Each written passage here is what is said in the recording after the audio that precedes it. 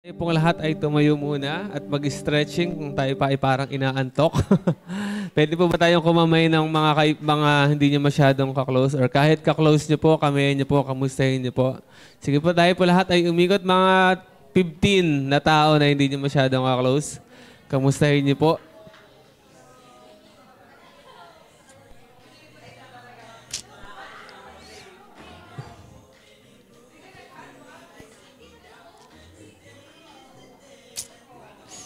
Ayan, ayan. Umiikot po ba yung iba?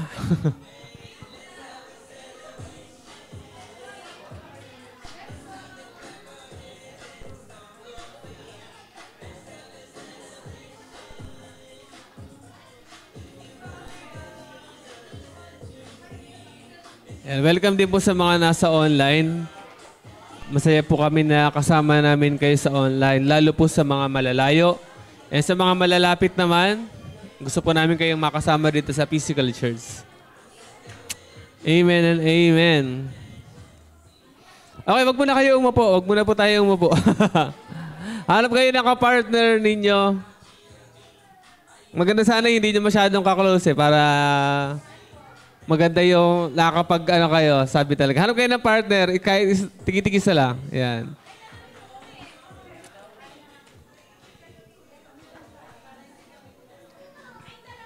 Okay, sabihin mo, mag-Jack and Poy kayo. Okay, Jack and Poy. Sino yung mananalo? Taas kamay. Sino yung mga nanalo? Taas kamay. Okay, tanong. Yung iba di pa tapos. Up to 3 pa ata iba. Best of 3. Okay, mga nanalo, tanongin mo yung natalo. Sabihin mo, kapatid. Ano? Yung pinaka huling ginawa sa'yo ng Lord na pinagpapasalamat mo. Okay, sagutin nyo naman yung natalo.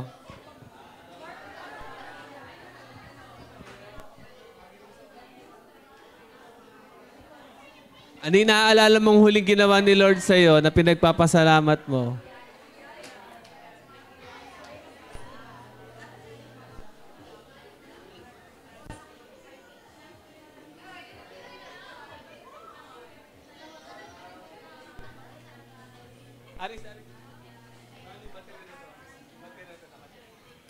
Okay na? Okay. Palakpakan po natin si Lord. Alam niyo po, mas masarap talagang di ba sa labas kapag nasa labas tayo, masarap magkwentuhan. Sino ba ang natutuwang makipagkwentuhan? Huwag na natin sabihin na chismisan, kwentuhan na lang. Di ba? Natural naman sa Pilipinas. Pero mas masarap kapag ang pinagkikwentuhan natin is lagi tungkol sa kabutihan ng Panginoon. Amen po ba? Kasi kahit naman ano yung na-experience natin sa buhay, may pangit po bang nangyayari sa buhay natin? Meron, tama. Pero may maganda ba? Alin yung mas marami, maganda o pangit? Ay, maganda. Yung buhay ka lang po, lagi natin sinasabi, yung buhay ka lang at nandito ka ngayon, yun po ay napakalaking blessing na ng Panginoon. Hindi lahat ay nagigising pa. At nakakaano lang dahil, di ba, napakadami pong nangyayari ngayon sa Pilipinas, lagi nangyayari sino po nakakalam nangyayari sa Cebu, di ba, sobrang grabe nang nangyari, talaga nakakadurog ng puso po yung ano. Pero kung iisipin niyo po, pwede naman mangyari sa atin din yan eh. Alam niyo po ba yan? Anytime pwedeng mangyari sa atin. Pero ang grace ng Lord talaga ay talaga nag-uumapaw dahil hanggang ngayon ay buhay tayo. Amen po ba? Hindi po ba tayo nagpapasalamat doon? Hindi po ba tayo grateful na hanggang ngayon ay nandito pa rin tayo? Hindi nangyayari sa atin yung mga ganong klaseng sakuna, di ba? So, sobrang grateful natin. Siyempre, kasama na po doon, kaya nangyayari mga bagay na siyempre gusto natin na tayo din mismo as a church is mapag-pray din natin sila. Amen po ba? Ipag-pray natin yung mga nangyayari sa Pilipinas kasi sobrang halaga po ng prayer ng mga Christian, especially po sa ating bansa. So kung mayroon tayong mga reklamo sa ating gobyerno, kung mayroon tayong naaawa tayo sa mga tao sa Pilipinas, ang pinakaunang dapat natin gawin ay ipanalangin sila. Amen po ba? Kaya po sa gabi ito, isama po natin sila sa mga panalangin natin, maging sa personal nating panalangin.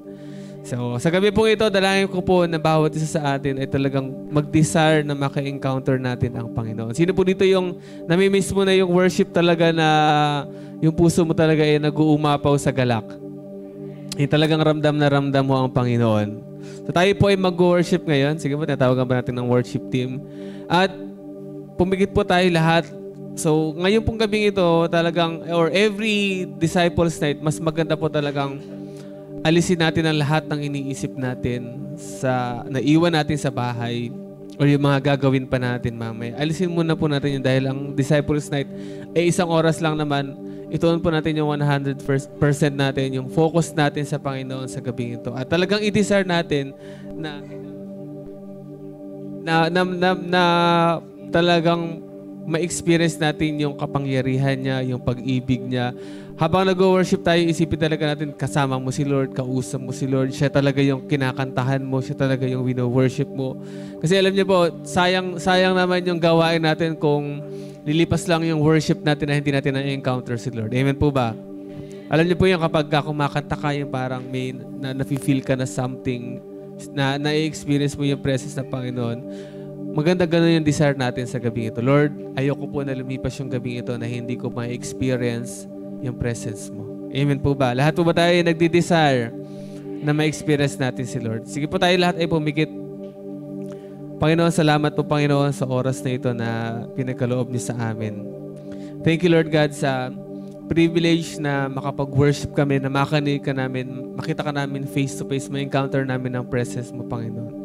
Kaya sa gabi ito, Panginoon, dalangin ko po, Panginoon, na sa pag-worship namin, Panginoon, ay talagang makita namin, maranasan namin yung presence mo. Nire-rebuke po namin any distraction, Lord, yung mga gagawin pa namin mamaya or yung mga hindi pa namin nagawa kang Lord, alisin niyo po yung distraction. And we declare na sa gabing ito, Lord, ma-encounter ka ng bawat isa. As we worship you, Lord, ay dalangin namin na bumaba ang presensya mo, Panginoon, sa amin. Thank you, Lord God. Sige po tayo mag-worship.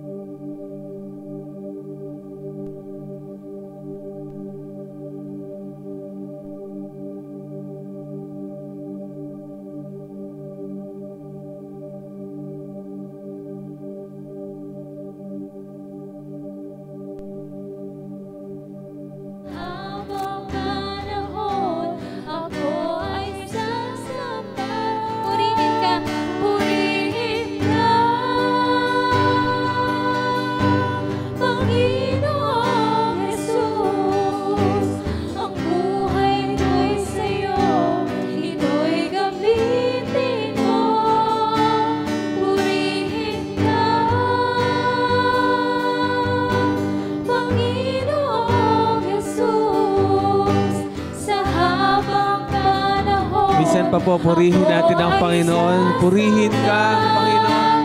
Purihin ka, Panginoong Jesus. Ang buhay ko'y sa'yo, ito'y gamitin mo. Purihin ka, Panginoong Jesus. Sa habang panahon, ako ay sasamba.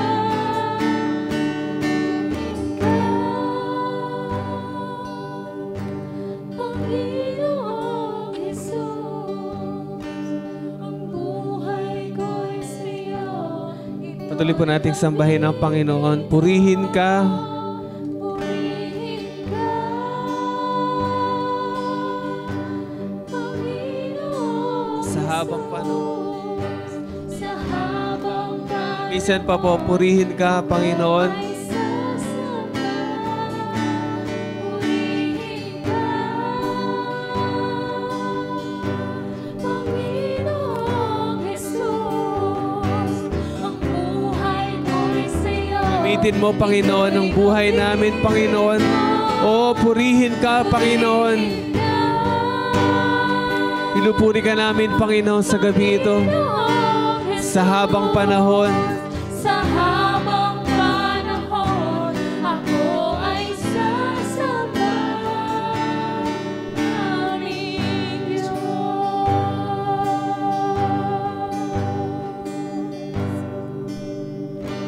Sa habang panahon, ako ay sasamba. Aming Diyos. Sa habang panahon.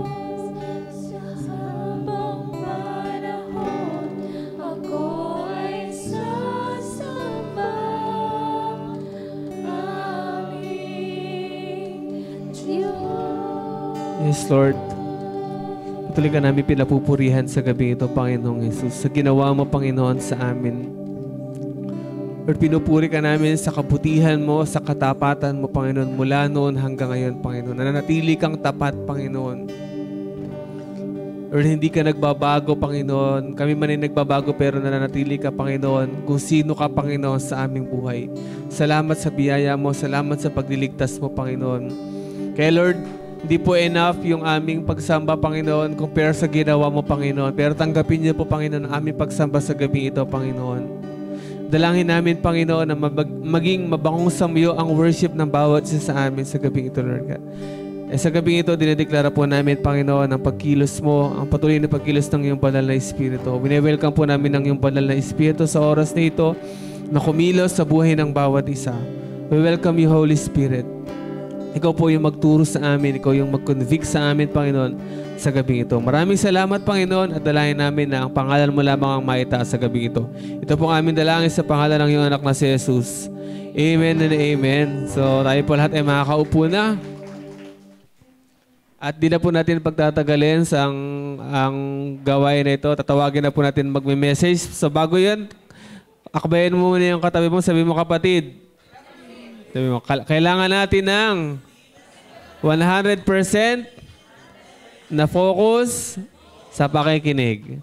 Okay, tawagin po natin isa sa primary ni Pastora at ang head po ng maintenance. Napakasipag po na head ng maintenance. Napakasipag din na isang core group leader. Walang iba po kundi si Myra Figueroa. Palakpakan po natin ang Panginoon sa kanyang buhay. Ayan, isang magandang gabi po sa ating lahat. Ayan, hello po sa mga kasama po natin sa online at sa mga kasama po natin sa physical sa gabi pong ito. Nandyan pa po ba kayo? Parang hindi kayo sumasagot. Ayan, amen. Ayan, so nung nakaraan tayo po ay, ano po yung topic natin nakaraan? Naku, nakalimutan na. Ayan, no, to Halloween special. So, naudlot po yung ating series ng, ano daw po yung series natin na pinag-aaralan natin? Ayan, Salt and Light. So, ngayon po magpuproceed po muli tayo sa ating series na Salt and Light. So, bago po yon, tayo po muna ay humingi ng patnubay sa banal na Espiritu sa gabi pong ito. Sige po, let's pray. Hallelujah, Lord. Hallelujah, Jesus. Hallelujah, Father God. Namang Diyos, patuloy po, Panginoon, nagpapasalamat kami, Panginoon, sa pribilehiyo, Panginoon, na maturuan mo po muli kami, Panginoon, sa pamagitan ng mensaheng ito. Patuloy po na ina-acknowledge ka namin, Holy Spirit, patuloy na malaya kang manguna sa lugaring ito. Mangusap, Panginoon, sa bawat isa po sa amin. Patuloy nga po, Panginoon, na itago mo ko sa iyong likod. Patuloy na mataas ang pangalan mo. Ikaw yung unang makita. Ikaw po ang siyang mangusap, Panginoon, sa bawat isa, Panginoon, sa gabing ito. Dalangin po namin, Panginoon, nakatagpuin mo, Panginoon, ang aming mga puso, ang aming mga pangangailangan, Panginoon, sa gabing ito. Dalangin ko din po, Panginoon, na makita din po nila na kailangan din po sila ng mga nasa labas sa pamamagitan mo, Panginoong Yesus. Patuloy po, Ama, maraming salamat. Ito po, Lord, ang aming dalangin. Sa pangalan po ni Jesus. Amen at amen. Amen. Ayan. So, muli, magandang gabi po sa ating lahat. So, ano daw po ulit yung series natin? Salt and Light series. So, di ko po alam kung ito na po yung last. Pero, yun nga, di ko alam kung ito na yung last. Pero ang title po natin sa gabing ito ay pinamagatang Even at the Height of the Storm, or kahit sa kasagsagan ng bagyo. Ayan. So, sino daw po nakabalita ng pangyayaring bagyo sa Cebu? Ayan, amen. So, sabi po dito sa ating objective, maging asin at ilaw pa din kahit na napapaligiran ng kadiliman hanggang sa muling pagbabalik ng Panginoon. So, naniniwala po ba tayo na kalooban ng Diyos na tayo'y maging ilaw at asin pa din kahit sa kasagsagan ng bagyo? Amen po. Kaya natin to sinasabi, baka meron po sa atin na nadala na ng bagyo, dapat hindi. Dapat pala kahit na tayo ay nasa kasagsagan ng bagyo, tayo pa din po ay nagiging asin at ilaw, lalo na sa mga panahong ito. Amen po. So para po sa ating introduction, sige nga po, basahin po natin ng sabay-sabay.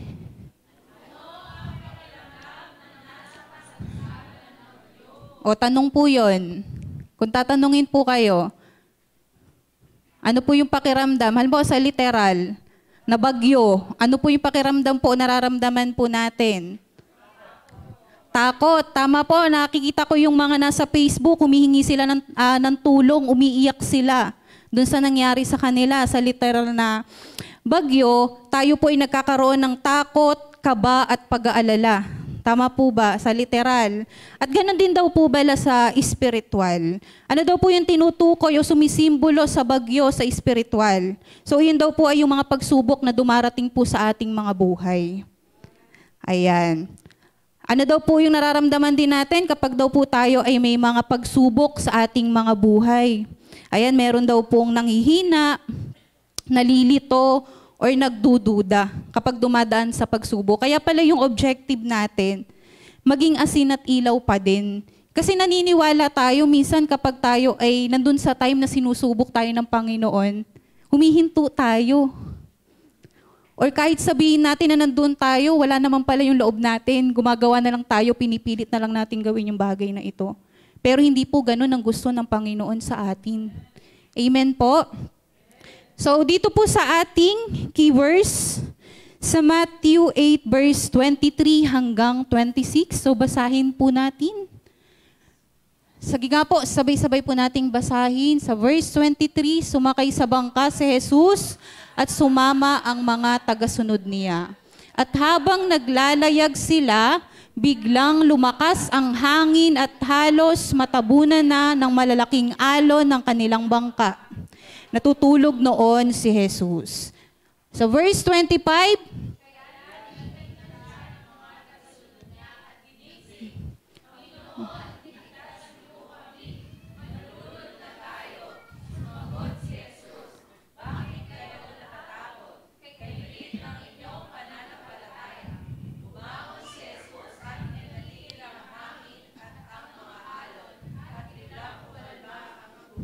sino po dito nakaka-relate na ganun siya kapag may mga nangyayari sa buhay niya? Parang aligaga na siya, Lord, ganyan. Sino po guilty? Ayan. Pero hindi naman po natin talaga maiiwasan na kapag may mga times talaga na dumarating na ganito, parang nasi-shake talaga yung isang mananampalataya. Tama po. Pero mamaya pagbubulay-bulayan pa natin at malalaman natin yan sa mensahe po natin sa gabing ito. So tayo po ay dadako na sa ating mensahe. Ayan, nakinuha po natin sa context ni Pastor Warwick. Ayan, salamat po sa message, sa pa-message ni Pastor Warwick. So sabi po dyan, how God saves or paano nagliligtas ang Diyos. Naitanong nyo din ba yan? Naitanong nyo po ba? Kung paano nga ba nagliligtas si Lord? Ayan na po. Dito na yung sagot. So sabi po dyan, God knows that He can draw us to Jesus. Or alam ng Diyos na kaya niya tayong ilapit kay Jesus. Naniniwala po ba kayo? Na kaya tayong ilapit ng Diyos kay Jesus mula pa nung una. Alam na niya. So sabi po dito, naniniwala po ba kayo na ang Diyos natin ay hindi namimili ng maliligtas? Amen. Tayo po yung namimili. Tama po ba? Namimili tayo kung minsan, mayaman to, siguro ito natin. Pero hindi daw pala dapat tayo ganun. Hindi dapat tayo namimili. Amen po. Sabi pa po dito, lahat po ay maaring mailapit kay Jesus. Amen po. Ayan. So, dapat lahat daw po ay ilapit kay Jesus. Kung iyon yung kalooban ng Panginoon, dapat ganun din pala yung heart natin. Amen. Ano pa po yung isa na nakasulat po dyan? God foreknows which of them He can draw to Jesus by His Spirit. So, sabi po dito, alam ng Diyos kung sino sa kanila ang maaari niyang ilapit kay Jesus sa pamamagitan ng kanyang Espiritu. So, sabi po dito, alam na ng Diyos mula pa sa simula kung sino sa mga tao ang magiging handa at bukas ang puso. Kaya pala sabi ng Lord, kapag daw po tayo ay maghahayo or hahayo, hindi dapat pala tayo namimili. Although merong mga tumatanggi, meron din namang nag-yes. Kagaya nga nasabi dun sa core message natin, meron din pa naman talagang nag-a-accept or marami pa rin talagang nag-a-accept kay Jesus sa panahon po natin ngayon. So wag po tayong huminto sa mga ayaw, wag po tayong magpa-discourage sa mga ayaw po or humihindi. Okay? Ayan, sabi nga po dito, kaya mga kapatid natin sa pananampalataya, huwag daw po tayong huminto na maging asin at ilaw lalo na sa mga panahong ito. Huwag tayong huminto. Huwag tayong magpatinag. Kasi sabi nga sa message, si Lord hindi siya namimili. Dapat pala ganun din po tayo. So sabi po dito, sa paanong paraan gumagamit ang Diyos para maligtas sila? Huwag niyo muna nga pong ipa-flash. Ayan. Sa tingin niyo, sa paanong paraan kaya gumagamit ang Diyos para maligtas sila? Tanong po iyon.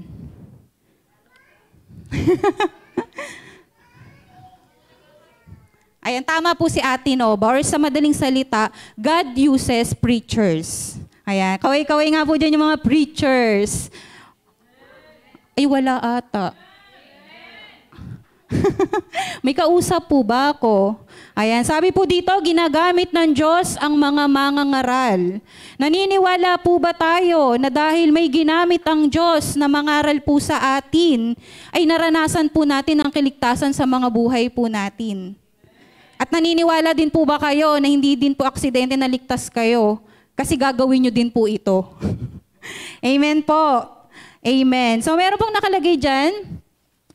Ayan, so hindi ko na po siya babasahin. Ayan, nilagyan ko lang po ng highlight yung word na lighthouse at yung lifeboats. So nakakatuwa kasi yung nung binubulay-bulay siya, doon ko lang na-realize. So nakakita na po ba kayo ng lighthouse? Sino po ba din nakakita? Sabi ko, sa movie lang ata ako nakakita ng lighthouse, pero sa personal, nakakita na po kayo sa personal ng lighthouse? Sana all. Sana all. Ayan, so saan daw po ba makikita yung lighthouse? Ayan, sa laot, tama po ba? So, bakit daw ba nakalagay doon? Sabi daw po dito, ano ba yung lighthouse? Sabi po dito, isang mataas na tore na may malakas na ilaw. So ano daw po yung purpose ng lighthouse? Sabi po dito, upang magbigay ng liwanag sa gabi o sa gitna ng bagyo. So kung mapapansin daw po pala natin, yung ilaw daw na yun, nandun sa may pinakatuktok nung lighthouse. Kasi daw po pala, dun daw po sa laot, wala talaga siya as in ilaw. So ito daw po ang nagbibigay ng tanglaw doon sa mga mangingisda doon sa dagat. Tama po ba ako? Tama po. So paano ba natin ito mai-relate sa pinag-uusapan po natin ngayon? Tayo din daw po ay parang mga lighthouse. Naniniwala po ba kayo na tayo po ay mga lighthouse? Kung paanong yung ilaw ay tumatanglaw para sa mga tao na nadidiliman, ganun din tayo. Tayo yung mga lighthouse na nagbibigay ng liwanag sa kanila upang makapunta doon sa liwanag na yun. Kasi di ba naniniwala tayo na kapag yung patutunguhan natin ay madilim, hindi tayo makakarating or hindi natin alam kung ano pupuntahan natin kapag madilim. Tama po ba? Tama. So yun nga yung purpose ng lighthouse, para matanglawan, para makapunta sa tamang direksyon yung taong yun. Amen po? Amen. So ano pa daw po? Lifeboats. Ayan, ano naman yung lifeboats? Ayan, sabi daw po dito, isang maliit na bangka na ginagamit sa oras ng panganib sa dagat. Naniniwala po ba kayo na meron pong mga nalulunod sa labas? Merong mga kailangang iligtas sa labas. So kailangan pala nila ng lifeboat. At naniniwala din ako na nire-represent din tayo ng Lord sa panahon na to. Or sinesend tayo ni Lord na maging lifeboat sa kanila sa labas. Amen po. Sabi daw po dito, yung lifeboat daw ay ginagamit upang maligtas ang mga tao. Di ba ganun yung reason natin? Bakit tayo nagpo-4SL? Bakit tayo pumupunta sa mga bahay-bahay? Bakit tayo pumupunta sa mga barangay? Kasi ano dahilan natin? Gusto natin na maligtas sila. Amen po. Alam niyo po, sa totoo lang, itong lighthouse at lifeboats na to, nakaka-amaze eh. Hindi lang siya spiritual na tulong, pero literal na tulong. Naniniwala tayo na hindi lang din tayo patungkol sa spirituals dito, sa loob na to. Meron tayong mga literal na pagpapala na ipinagkakaloob natin sa mga kapatid natin. At ganun din daw yung nire-represent ng lifeboat. Amen po.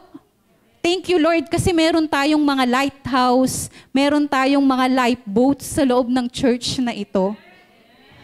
Amen po. So sabi po dito, yun yung number 1 natin.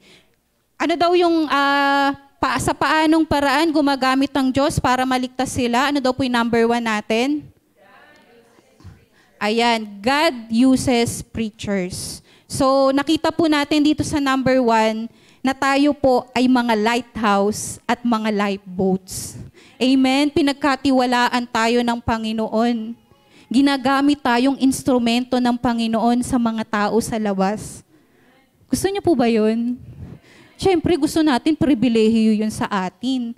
Amen po. Ito maganda-ganda. Huwag niyo nga po ilabas yung number 2 natin, na ano pa daw paraan o sa paanong paraan gumagamit ang Diyos para maligtas sila. Ano po kaya number 2? God allows, ano kaya inaalaw ni Lord? Ayan, pwede po. Or sa madaling salita, trouble. God allows trouble. Masarap po ba na masangkot sa trouble or nakaka-experience ng trouble sa buhay? Hindi po. Pero alam niyo, sabi sa number 2 po natin, inaalaw din pala talaga ng Panginoon yung trouble sa buhay natin at ng mga tao sa labas dahil meron siyang dahilan. Meron siyang dahilan kung bakit nangyayari ito. Sa atin, personally, sa buhay natin, baka nasasangkot kayo sa trouble sa panahong ito. Baka may kinakausap si Lord sa mga nasa online natin, sa mga nandito sa church, at higit sa lahat sa mga tao na nasa labas. Ano yung nagiging respond ng isang tao or mananampalataya kapag siya ay dumadaan sa trouble? Kayo po, kung tatanungin kayo, ano po yung nagiging respond po ninyo kapag kayo po ay dumaraan sa trouble? Di ba po, ang nagiging respond ay nagrereklamo. Tama po. Nangiiwan. Diyan ka na nga, Lord. Di ba sumusunod naman ako sa iyo, ganyan. Di ba nga, lagi ako nasa church, nagbabalasik naman ako. Pero alam niyo po, sa totoo lang, nung inaaral ko to, na-realize ko lang na ang mga troubles na nai-experience ng tao ay kaparaanan niya upang manumbalik sa kanya. Number 1 sa mga tao din na nasa labas. Bakit nagpapadala ng mga trouble si Lord sa buhay nila? Kasi hanggat maganda ang buhay nila, masaya ang buhay nila, hindi nila makikita si Lord. Kung sino pa nga yung dumadaan sa mga sakit at karamdaman, mga kapaghatian sa buhay nila, doon nila nasasabi na, Lord, Lord. Lalo na yung mga sakuna nangyayari ngayon sa panahon natin, yung mga tao na nasalanta ng bagyo sa Cebu, nakikita ko sa Facebook, tawag sila ng tawag kay Lord. So bakit inaalaw ni Lord yon? Hindi para pahirapan sila, hindi para saktan sila, hindi para paiyakin sila, pero bakit? Para manumbalik sila. Ganon din po sa atin ng mga mananampalataya.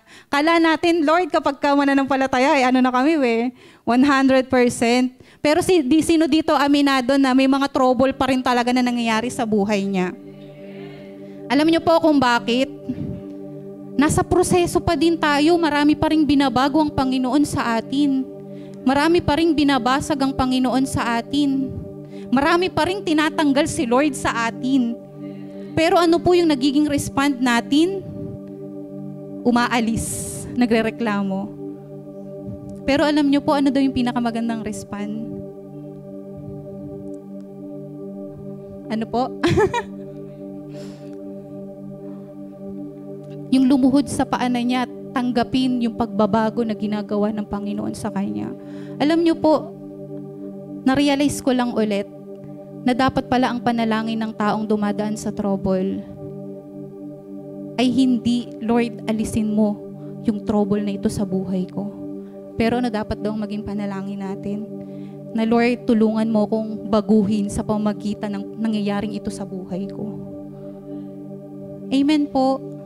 Kasi alam niyo po, sabi po dito, God willing, He will glean His field Himself and leave no one behind who He can still save even if it has to be through something. Like the time of Jacob's trouble to end, their pride and arrogance first. Alam niyo po, nakakatuwa kay Lord, bakit nagpapadala siya ng trouble sa labas, dito sa loob? Hindi iiwan ng Diyos ang sino maang maaari pa niyang iligtas. Di ba naniniwala tayo na kahit sabihin natin nasa church tayo, pwede pa rin hindi tayo always saved. Naniniwala tayo dyan, tama po ba? So ibig sabihin, yung kaligtasan daw po ay dapat araw-araw wino-work out. So paano pa yung mga nasa labas? At alam nyo, nakakatuwa yung heart ni Lord. Kasi ang ganda na sinabi niya dito, na hindi iiwan ng Diyos ang sino mang maaari pa niyang iligtas. Ganun yung heart ni Lord. And I pray na ganun din po yung maging heart natin sa mga tao sa labas. Kasi ang magagawa lang ni Lord pa sa atin ngayon, ay utusan tayo na ito, hayuan mo to, ito, sharean mo to, pero tayo pa rin talaga yung gagamiting instrumento ng Diyos. Naniniwala po ba kayo doon? Si Lord, ito yung desire ng heart niya. Hindi siya titigil or hindi niya iiwan ang mga tao na nais pang maligtas.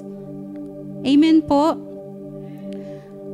So ngayon, ano po yung gagawin natin? Kung tayo po mismo ay nakakaranas ng trouble sa buhay po natin. So, para po sa ating application.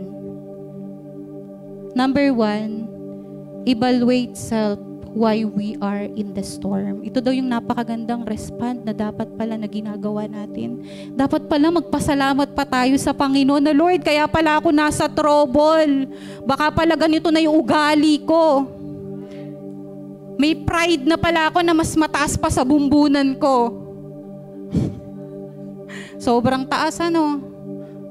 Yung di natin namamalayan, may pride na pala tayo, pero sabi nga sa message natin, si Lord yung nakakakilala sa atin.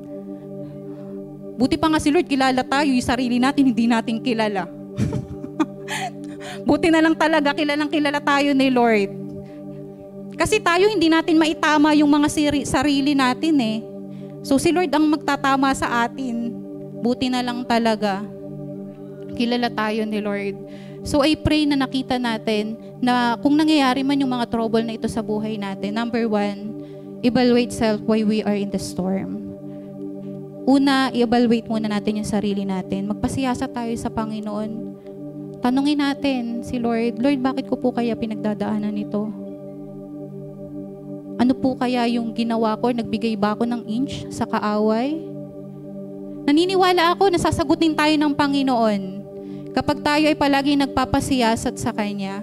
So bakit ba gusto ni Lord na tayo ay magpasiyasat sa Kanya at matama yung heart natin? Sabi kasi sa number 2 nating application, be a lighthouse for others. So hindi daw po pala tayo magiging lighthouse kung tayo po mismo ay pundi. Naniniwala po ba kayo? Baka ang mangyari, house na lang, nawala na yung light. Kawawa naman nung mga matatanglawan, hindi na sila matatanglawan. Nagigets po natin, ano kay tsura nung laot? Wala po din na yung ilaw. Kawawa naman yung mga mangingisda, wala ng direksyon. Ganon din po sa atin. Bakit ba number 1 na gusto tayong ayusin ng Panginoon? Bakit ba gusto ng Lord na palagi tayo nagpapasiyasat sa Kanya? Kasi gusto ni Lord na maging lighthouse tayo para sa iba. Paano natin sila matatanglawan kung ikaw mismo ay nasa kadiliman?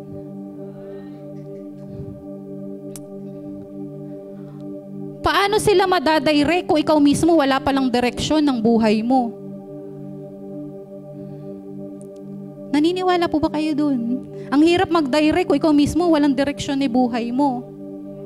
Yun yung number 2. Number 1, kaya niya pinapaayos yung mga sarili natin.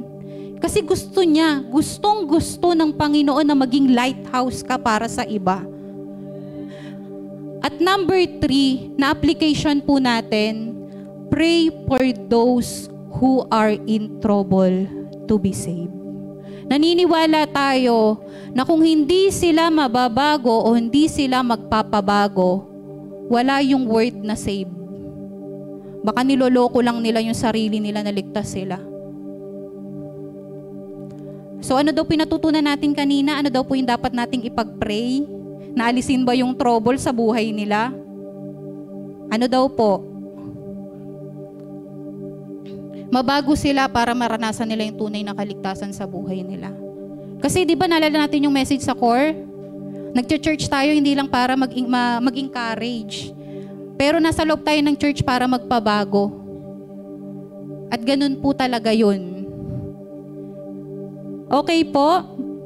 Ano po yung next po natin para po sa ating conclusion? Sa Matthew 8 verse 26, sumagot si Jesus, bakit kayo natatakot? Kay liit ng inyong pananampalataya. Bumangon si Jesus at pinatigil ang hangin at ang mga alon at biglang kumalma ang tubig. Alam niyo po, sa totoo lang, nakakatuwa lang din itong verse din na to. Na kapag natutunan nyo kung ano yung gusto ng ituro ng Panginoon sa bawat isa sa atin, kaya naman ni Lord pakalmahin yung mga pagsubok na yun, yung mga trouble na yun sa buhay natin eh. Kasi sabi nga, itong trouble na ito, hindi ito ibinigay sa atin ng Panginoon para pahirapan, paiyakin, at pasakitin ang ating mga kalooban. Bakit daw binibigay itong mga trouble na to? Para alisin kung ano man yung dumi na nandyan sa puso mo o sa pagkatao mo. At kapag yun ay natutunan mo, nagkaroon ka ng tamang tugon, kayang pakalmahin ng Diyos o sa madaling salita, kaya niyang alisin yung mga trouble na yan. At naniniwala ako na kapag hinintay mo yun, mas doon mo marirealize, kaya pala.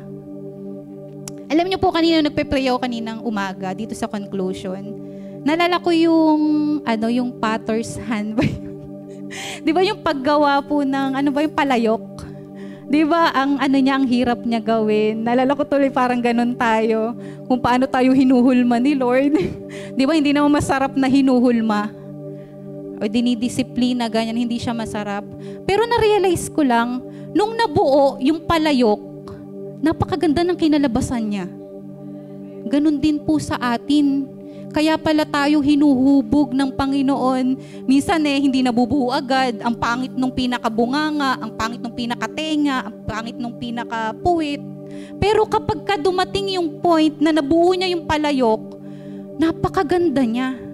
So para palang ganun tayo sa mata ni Lord. Although mahirap, masakit yung paghuhulma na ginagawa sa atin. Pero at the end, makikita mo na napakaganda pala ng plan ni Lord kung bakit kanya nilagay sa sitwasyong yan. Amen po. Amen. So dahil po dyan, iyon po ang ating mensahe sa gabi pong ito.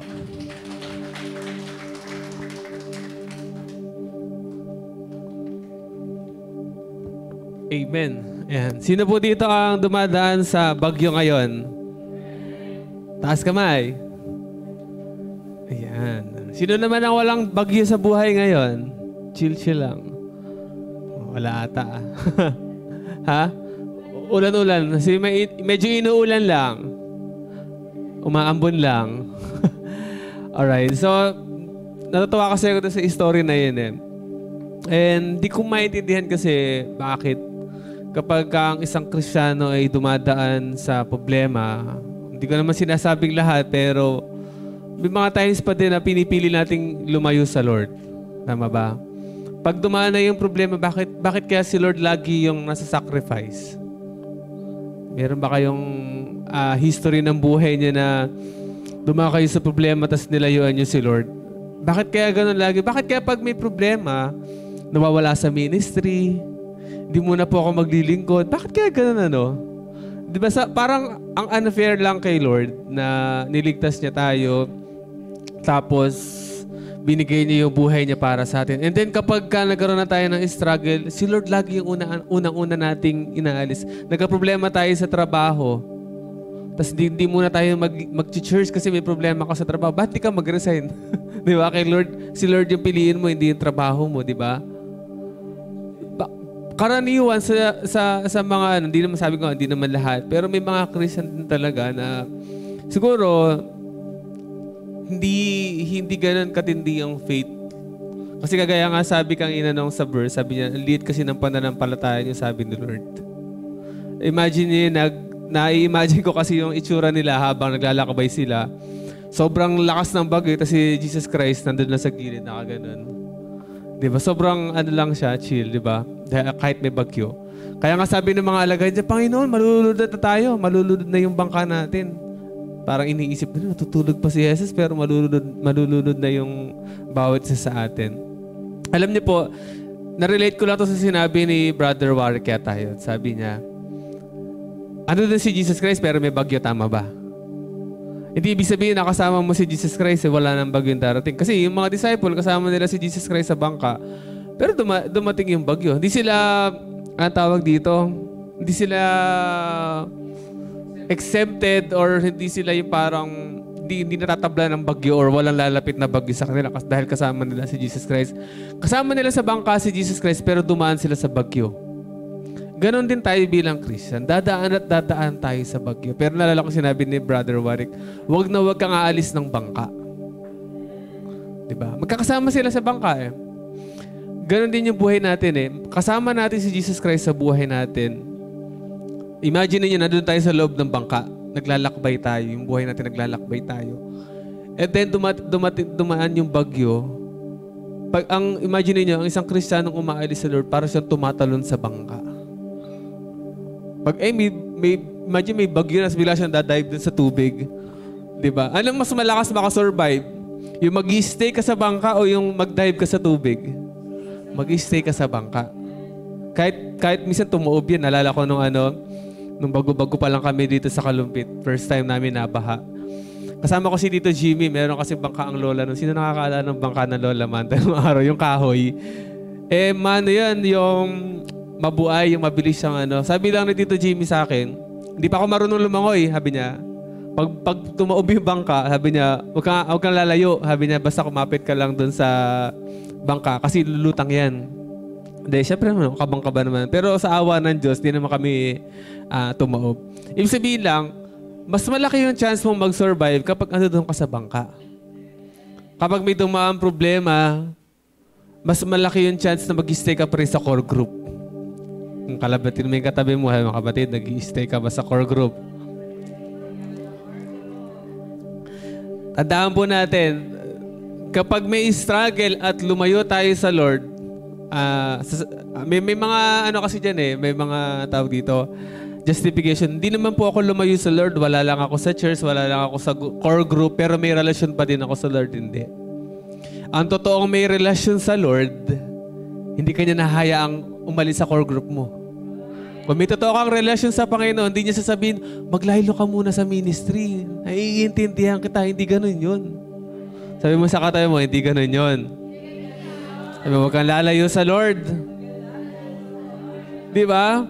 Alam niyo po, sobrang tinetest lang, alam mo yung pagsubok, kaya nga pagsubok, sinusubok lang tayo Kaya nga ini-imagine ko nga nung time na yun, si Jesus Christ, papikit-pikit na ganyan. Tinan ko kung aalis itong mga to. Para ganyan dahil bagyo. Di ba? Pero ginising siya Panginoon, nalulunod na tayo. Tapos isang ganun lang na Jesus Christ. So gusto lang din pakita siguro na Panginoong Jesus na pagkasama mo ko, huwag kang mag-alala. Di ba? Hindi kita hahayaan. Walang alam niyo yung Kaya nga yung maganda nga nung sinabi kanina, isang way din minsan ni Lord talaga yung mga trouble or tinatawag natin wake up call. Di ba pagka may mga nagdadaang mga problema sa atin, dalawa lang yun It's either pagsubok or parusa.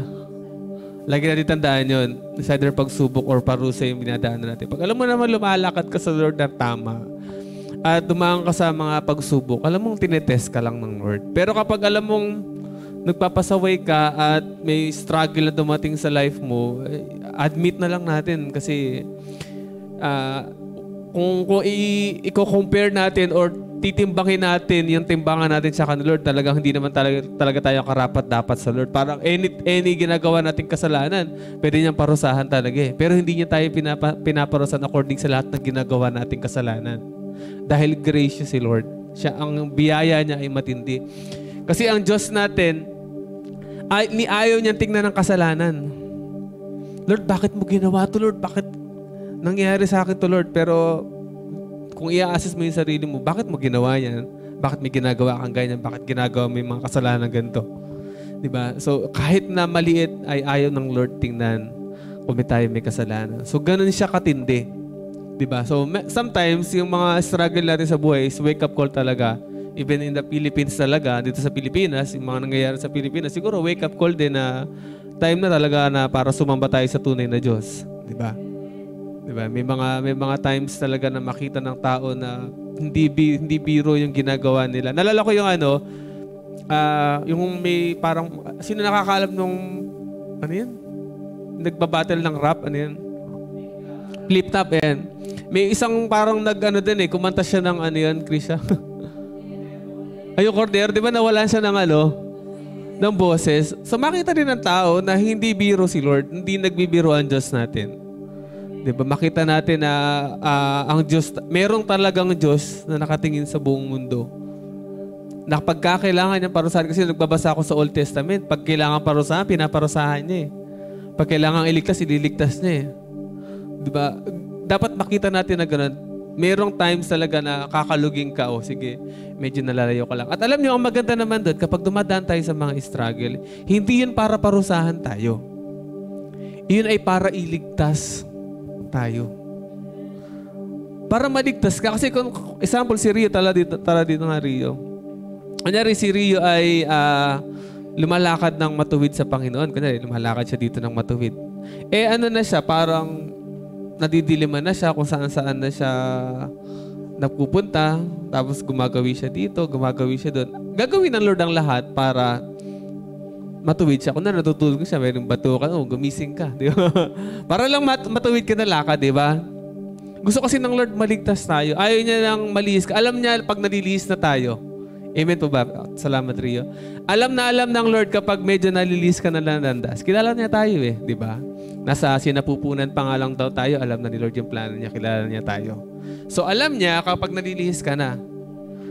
Alam niya kapag nawawala ka na sa kalooban niya, kaya gagawa siya ng paraan. Paano? Yung una, yung preacher. Minsan may mga times na nagpe-preach yung mga nagtuturo dito. Ba't kaya parang pinaparinggan ako ni Pas A? Ako na naman yung pinaparinggan ni Pastora. Diba? Siguro may nag-chismis sa kanya ng buhay ko. Tapos kinento ngayon, may nagsabi sa kanya, Pastora, i-preach niyo si Micah. Diba? Preach niyo si Ate Nova kasi may mga ganito yan. Paringgan mo. Hindi ganun yun. Ginagamit ni Lord yung mga preacher para maligtas tayo. Hindi para masaktan tayo. Although ang truth talaga ay masakit. Tama ba? Masakit matuwid. Pag guilty ka naman talaga, masakit talaga yan, di ba? Talagang kukurot ng konti sa puso mo yan. Oo nga, guilty nga ako. Hindi nga ako ma-attend eh. Diba? Kukorgap ako, late ako. Diba? Ganyan. Guilty talaga. Masakit talaga yung katotohanan. Pero ginagamit na yung preacher para matuwid tayo. Eh, hindi lang yung preacher dito even your leader. Most of the time, yung leader natin, yun yung ginagamit ng Lord para sa atin. Para ituwid tayo. Diba? Yun yung nanay mo yun yung tatay mo, yun yung leader mo. Yun yung ginagamit sa ni Lord para ituwid kung nalilikuman tayo ng landas. Amen po ba? And yung isa, kagaya na sabi ko kanina, yung mga trouble, minsan inaalaw talaga ng Lord para lumakad ka talaga ng seryoso. Gusto ng Lord maligtas ka. Mas may care si Lord sa afterlife, sa kabilang buhay. Ayaw niya na lumakad ka, magginahawa nga yung mangyayari sa buhay dito. Pero after nun na hindi ka matutuwid, papunta ka naman sa kapahamakan. Mas gusto na ni Lord na mag-suffer ka sa pagtutuwid, isuffer ka sa masakit, mapunta ka lang ng langit. Di ba gano'n naman yung mga magulang? Pinapalo nila yung mga anak nila para lang matuwid sila. Tama po ba? Sino napalo dito nung bata pa? Wow, mukhang marami. Sino dito yung magulang na hindi namamalo ng bata? Namamalo lahat. Tatandaan niyo po, nakakalagay sa Bible yun na yung anak ay dapat pinapalo. Huwag naman yung palong baka may baseball bat ka. Hindi ka ayos. Meron talaga nung araw, meron talaga nung araw ng mga parents na talagang matindi. Ako nga, nasako ako nung araw. Di ba? Nasaksakan ako ng dyaryo sa bibig nung araw kasi iyakin kasi ako nung bata ako. Kaya sinuksukan ako ng dyaryo ni tatay. Gumanon ako. Hindi na ako umiyak. So, ganun siya. May mga times talaga, ang magulang, lagi nila sinasabi, bakit kita pinapalo? Di ba? Ginaganon yung mga magulang. Para sa bubuti mo. Tama ba? Meron bang magulang na nag-trip biglang ginanon niya anak niya? Gumanon yung anak, ba't mo ko pinalo? Wala lang. Gusto lang kitang latayan. Di ba? Wala namang ganun. Di naman ganun si Lord. Di ba, lahat ng ikabubuti ng anak, gusto ng magulang yan. Kaya itutuwid niya yan. Amen po ba? Ganun si Lord. Kasi si Lord ay ating Ama at itutuwid niya tayo kapag kakailangan tayong ituwid. Kung wala namang kailangan ituwid sa atin, wala namang mangyayari, di ba? Alam niyo yun. Di ba? Hindi ka naman kailangan kausapin ng leader mo kung wala ka namang ginagawang masama. Hindi mo naman kailangang mag-guilty sa sinasabi sa pulpito kung wala ka naman talagang ginagawang masama, di ba? Nagigilty tayo, tinatamaan tayo kasi alam natin ganun tayo. At mabuti yung kasi natutuwid tayo. Amen po ba? Sino dito handa ng makarinig ng pagtutuwid lagi? Masakit lang talaga, sabi mo sa mga kapatid. Masakit talaga eh. Sabi mo kapatid, kailangan nating tanggapin. Ayan. Kaya kapag tinutuwid na tayo ng mga leader natin, accept na lang natin. Amen po ba? Kasi yan ay para sa ikakabuti. Maging sa mga magulang natin, sa mga bahay natin, kapag tayo ay pinagsasabihin ng mga magulang natin, lalo sa mga bata, ay dapat makinig tayo. Amen po ba? Kahit matanda na tayo, kung tayo lahat ay may mga magulang pa, kapag tayo pinagsasabihan, makinig po tayo. Dahil mas nakakabuti yung alam nila. Amen po ba? Sino po dito yung handa ng magpatuwid? At kayo din mismo, kapag alam niyo na yung mga members nyo, ay talagang nalalayo sa Panginoon, ituwid natin sila. gantihan nyo sila. Joke lang. Ano lang, padaluhin natin yung gusto ng Panginoon na mangyari sa church natin. Amen po ba? Kasi di ba gusto naman ng ang mga magulang sa anak nila, gusto nila natutuwid. And then yung magiging apo nila, ganun din, hanggang saling lahi. Ganun din sa church natin. Gusto natin na ang mga member ng church natin ay hindi mga balat sibuyas or hindi mga mararamdamin. Gusto natin maging matibay tayo. Amen. Pag pinagalitan, pinagsabihan, huwag lumayo sa Lord. Sabi mo sa katabi mo, huwag ka lalayo sa Lord. Kapag may pagsubok, sabi mo, huwag lalayo sa Lord. Isa pa, sabi mo sa katabi mo, pag may pagsubok, pag tinutuwid, huwag aalis ng GC. Huwag magtatampo. Magtatampo. Amen. Palakpakan nga po natin si Lord. Alam ko po may ginagawa ang Lord sa buhay ng bawat isa. Tayo po lahat ay tumayo. Alam nyo, ang pinaka-best, the best na pagtutuwid ay galing sa Lord talaga. Pag tinutuwid tayo ni Lord, alam mong gusto kanyang mapunta sa maganda. Aba, alam niyo po ang plano ni Lord sa atin lagi ay best. Alam mo, yun yung pinaka-best. Kung ano yung gusto ng Lord mangyari sa atin, yun yung pinaka-best na mangyayari sa buhay natin. Hindi man natin nauunawaan, bakit kaya inaalaw ni Lord to? Bakit kaya nangyayari itong mga bagay na ito? Hindi man natin nauunawaan, pero ang gusto ng Lord, magtiwala tayo sa Kanya na kaya niya. Alam niya ang lahat, alam niya yung ginagawa niya. At magtiwala tayo na siya ay mabuti, siya ay tapat. Kung tayo po ay nagkukulang minsan, pero naniniwala akong Diyos natin ay nanatiling tapat sa ating buhay. Sa oras pong ito, hingi po tayo ng tawad. Tayo po lahat tayo pumikit. At humingi tayo ng tawad sa Panginoon. Kausapin po natin si Lord ng masinsinan. Kung meron man tayong mga kasalanang nagawa, mga bagay na hindi nagawa, hingi po natin ang tawad sa Panginoon. Or sometimes, nagiging against tayo sa nagtutuwid sa atin, sa nagpipreach, sa nagtutuwid sa atin. Hingi po natin ang tawad yan. Kung nagkakaroon po tayo ng matigas na puso, hingi po natin ang tawad natin mga bagay na yan. Kung nagkakaroon naman tayo ng pride, sige po, hingi po natin ang tawad lahat yan.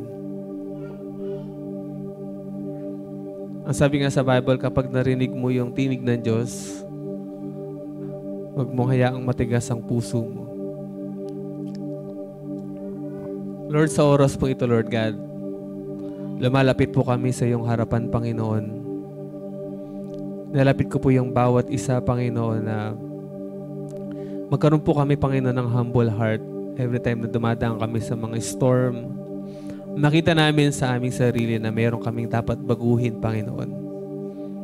It's either yung mga ugali namin, Lord, or kung minsan mga kasalanan, o yung kawalan namin ng pananampalataya, Panginoon.